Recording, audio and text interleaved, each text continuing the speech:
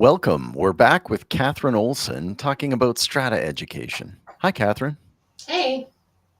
So, why is strata council training an important topic? Have you been in any of the Facebook comment pages lately for Strata Council groups? I've That's seen why. some. Yeah.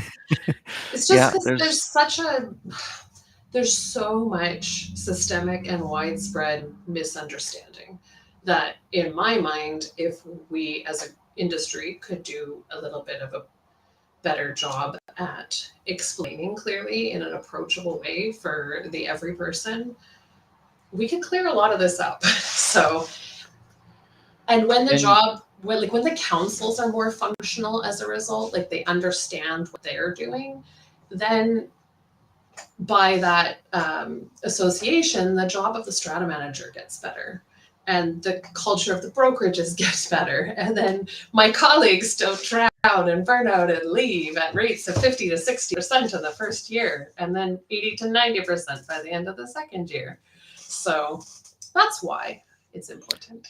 and we're not the only ones talking about it. It's something that has been ongoing as a theme in this province for a while because there are other jurisdictions where education is either mandated or it's a priority, and obviously Ontario comes to mind. Yeah. In this province, there are a number of organizations that support strata and strata councils, all of the alphabets that you like to point out from CHOA, BZOA, CCI, and others. But you have developed something yourself, which is an in-person event that is running this month. Yeah. Please give us a high-level intro to that. Yeah, I'm really excited. I have tried to reach out and collaborate with a lot of the alphabet associations, to be clear, because I want to work within existing frameworks where it's possible. I don't think that, everything should be taken down to build something new. I think that there's so many ways to strengthen the existing systems. But having also my own series I realized allows me to do it completely unfiltered and uncompromised. And I think that was actually even the bigger attraction for me, was that by doing this on my own, I can make it whatever I want and I can have so much fun with it. And I genuinely Fun is love good, and I this. think Yeah, that's like why I love Strata. Like this is fun for me. So yeah. you've labeled it not your grandma's strata council training. Is that because it is meant for a younger audience, or is this for everyone? I've just noticed a pattern of prior training in the industry leaning to more dry legal language. And I know after long days and meeting nights, being at professional learning the next day at 8 a.m., there's been times where I kind of like almost fell asleep. And when I was thinking about naming it, I was like, nah, this is not going to be like that. This is not your grandma's strata training. And that's, I think, how it played out in my head. And I was like, great, that's the name of the event series now. Perfect. I get it. I get it. And as a former suit, I'm only moderately offended. Sorry. No. Okay. So the theory is that better informed strata council members will be able to run their self-managed communities better, to interact with and relate to their property management firm if they're a larger strata corporation better, and hopefully bring some improved governance and improved transparency to the communities as a whole, to foster a greater sense of understanding and agreement, I guess. Is that fair? Yeah. And to be clear, it's not just those people I've mentioned that will benefit.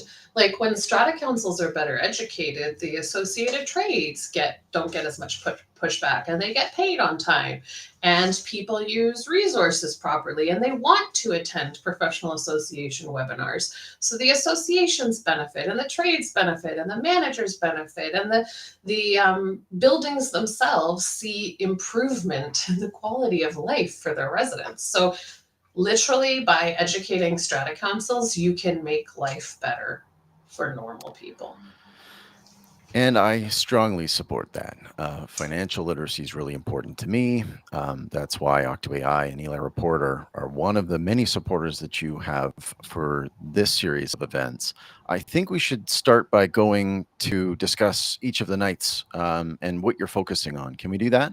Yeah. So I thought, how am I going to break this down into 3 distinct topics? The first one, who the F does what? Because when you look back at conflict throughout history, it goes back thousands and thousands of years, people fighting over placement of fire in the first cave. Like we always have argued about living arrangements. So figuring out who does what is the first step to getting any change to happen within a strata. So we're going to have fun with it. I have kind of made a theme for each night. The first night is the pilot program, flight themed.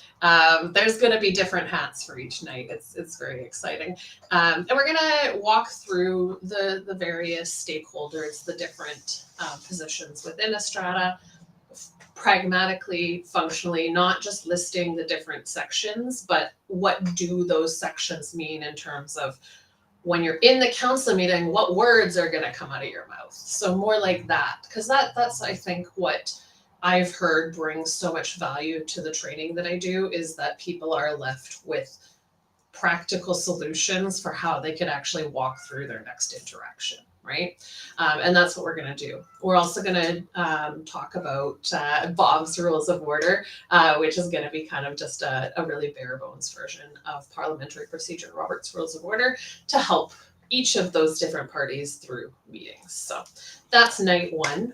Excellent. So really that's a little bit less formal. Understand who does what within these different stakeholder groups and how to communicate. Yeah. Seems good. Who are your sponsors and partners for the first night? So night 1, I would like to thank Eli Report, Property Flute, and Strata Press. They are the main sponsors for the evening, and also Ram Mechanical and HW Photo Booths are sponsoring the photo booth for all 3 nights. And ProStar has generously donated some admin and office supplies stuff for me. So thank you to all of those wonderful people. That is wonderful. And for everyone's information, this event is Thursday, November 6th, 6 to 8 p.m. at the Garden Strathcona.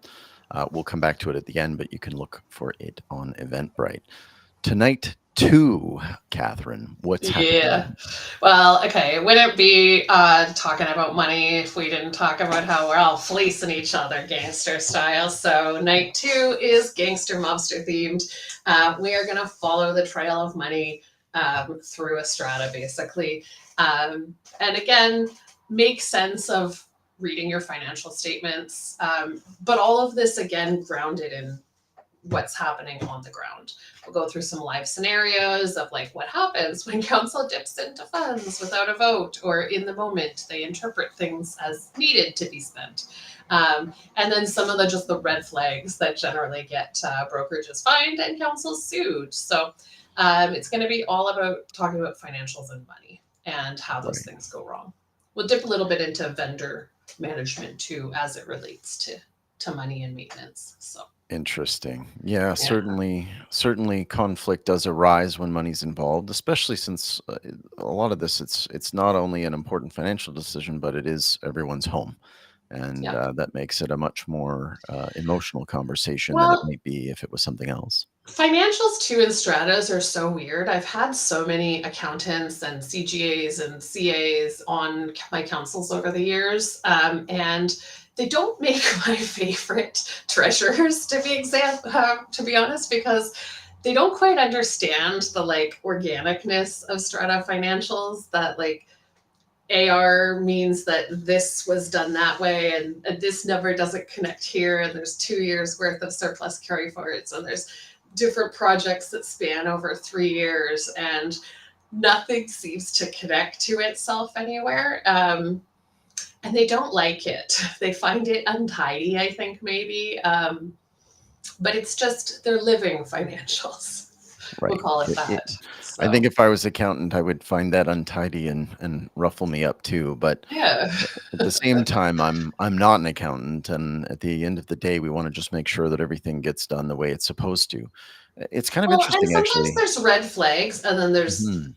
just flags, like that was okay, maybe not the best way in terms of proper accounting procedures to account for that thing, but that's literally the way they've done it for 30 years and there's been no mishandling per se. It's just never been changed. And it's not to say that they shouldn't change it, but it doesn't mean that they're bad, right? So there's a lot of that in stratas. That's I'll say interesting. too. I wonder how it would go if we had in BC an audit requirement like they have in Ontario. Oh my God. Can you That'd be so imagine? funny. Would it be funny Right because now, you if don't have to I do have, it, okay, so or if I have a year end of December, let's say, and a council says that they have to have their financials audited to attach to their AGM, which has to be within 2 years of 2 months of the year end month. So I have to have my AGM by the end of February, year ends December. I won't get my financials reconciled until the third week of January, which means 6 months prior, I already had to call Don Russell Co.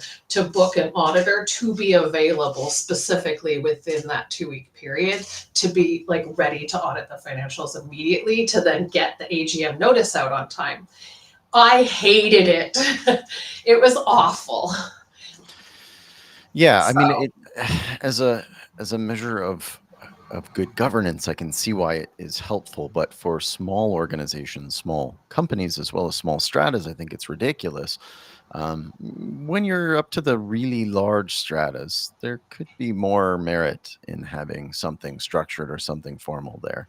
But I agree. it's not something that I'm ever looking for in this space. I think if everyone had a better understanding of how it worked, we'd be in a happier place without needing to undertake an audit.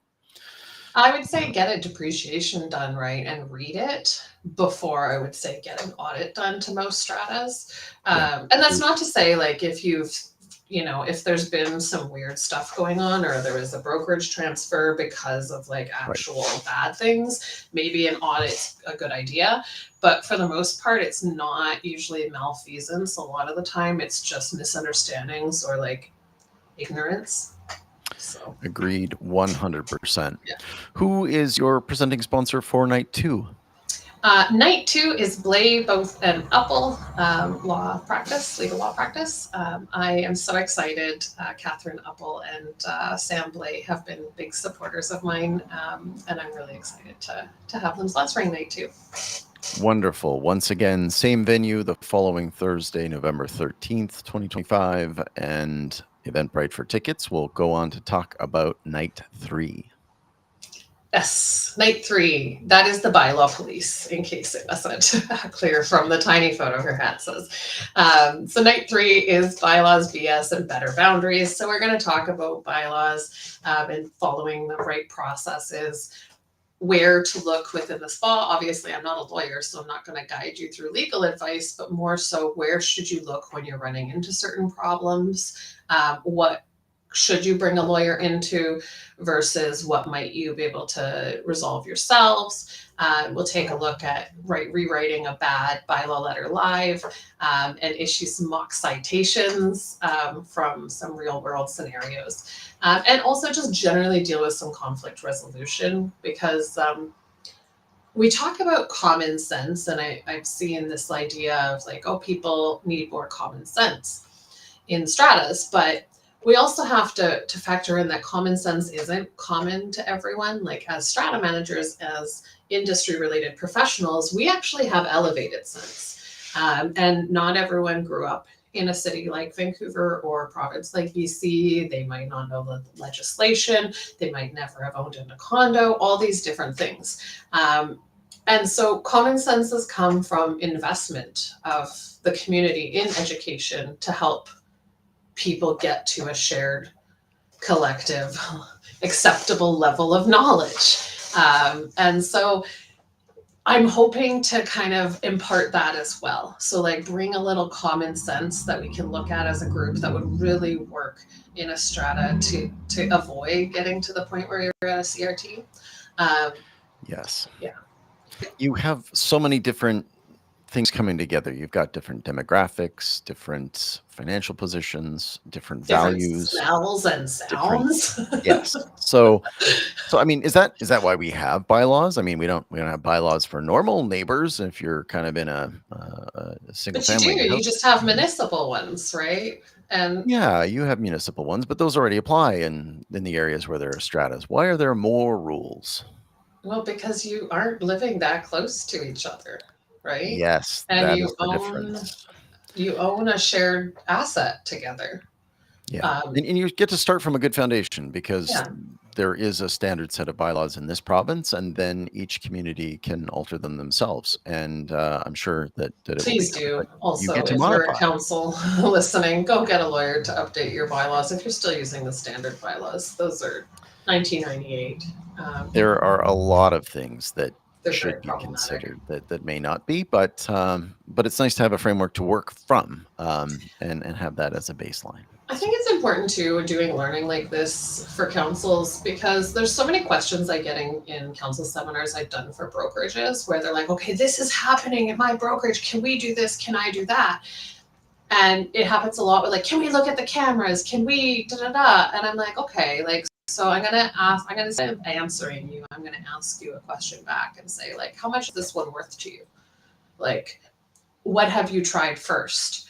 And it's funny because a lot of the context of bylaw enforcement in stratas is such a gray area because usually you're looking to enforce what is the symptom of a bigger problem um, rather than dealing with that root cause issue, right? So I think sometimes getting them to see the big picture, you walk away with a more functional ability to resolve conflicts. It's not just understanding bylaws, but when to lean on the bylaws versus is this actually just something pragmatically that we should talk out as reasonable people? How should we be dealing with this? And actually, I have a little graphic and compass that I'm putting in there, like the Strata Gal common sense test that I'm developing for that session as well, just to like ask yourself, would grandma be proud of you for this?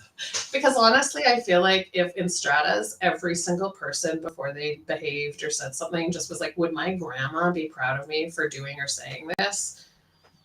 Probably be way less issues. Might think twice. Excellent. Well, that'll be a great session. Who are your partners for this one? And the last night cleaning up the series is Grime Fighters service group, and they are fantastic.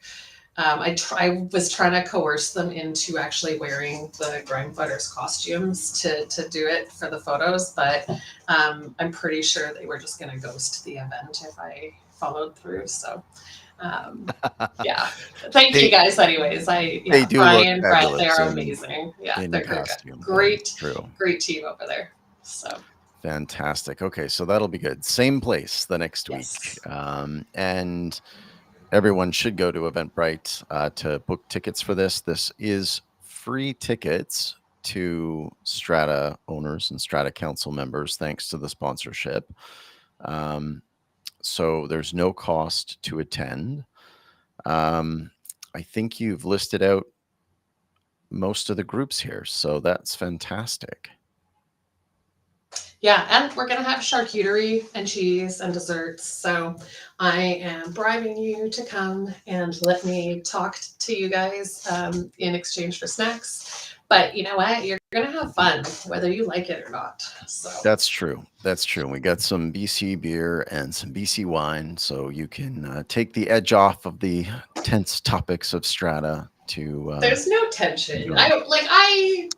I like to make people laugh. That is the best way to learn is to laugh, usually at yourselves. Yes, it's true. So those will be great. And if you're seeing this well after the fact, don't despair. There will be more, and there will be potentially some digital versions of education coming.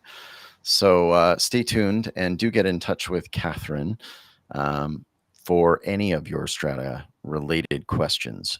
What sort of work are you doing with Strata councils, Katharine? Right now, I offer a couple different packages. I'm working with a couple of multiplex developers and a couple of small fourplex self-managed stratas. And these are self-managed clients that just need some guidance and consulting. So I'm not providing the services of a full brokerage, nor am I a lawyer. So if you are at the point where you are like slipping on anonymous notes under each other's doors, like I'm not the person for you. I'm sorry to say, guys, you have to want to work together, and you have to be self-managed. And I love it because honestly, it's exactly what I like to do. I like to educate and to empower people to create better communities within, within their homes, and within their stratas. So, yeah. Which makes sense, because when you buy into a strata, you're stuck with it until you sell. You are paying those fees. You are living with your neighbors, and you might as well make the best of it. So, And I've seen um, some really great stratas and some really amazing ones. Like I've seen high Airbnb buildings where the investors and the residents actually found a really good cohesive place because the investors saw the value of investing in capital projects and they successfully passed a big repiping project the first time they tried for it because they announced it the year before, they did all the right planning, they had the town halls, the ownership was like, yep, great, let's go, right? So I've seen when counselors are educated and when they do it right, when they're educated, sorry, I keep saying educated, but you know what? Yeah, just brainwash you with that word. I've seen them just make really great choices and become better building for it. And it's really fun to work with those clients. So yeah, yeah, and I think everyone should aspire to that type of environment where you are trying to work collaboratively.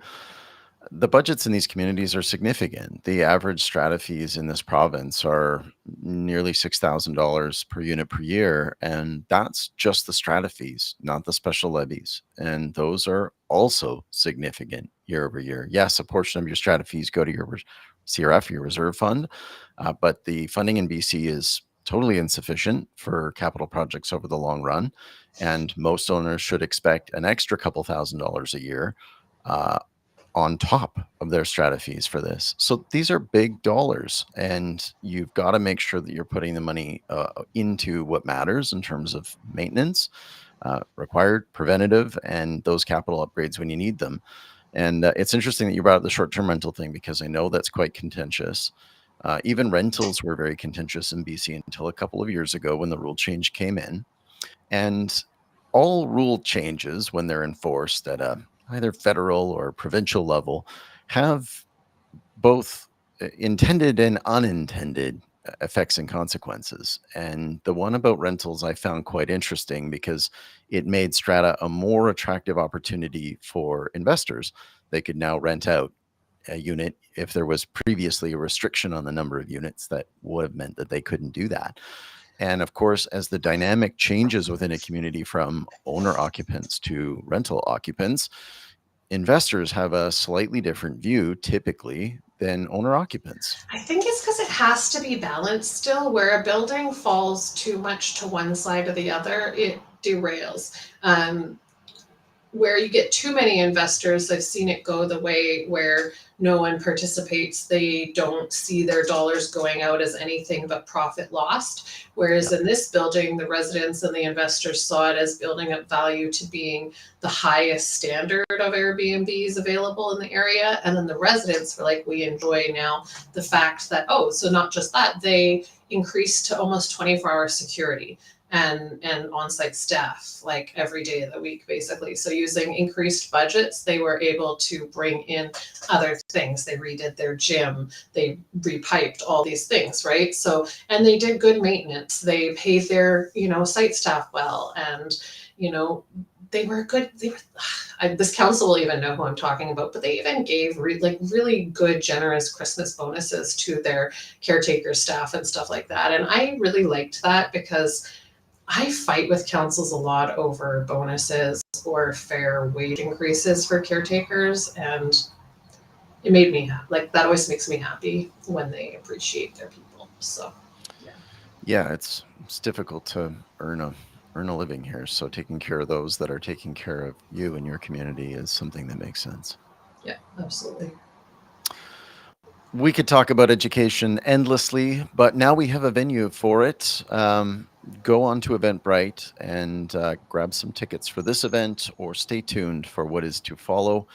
Katharine, thank you so much for joining us today. Next week, we're going to be joined by Kimberly Nook of Agent Market.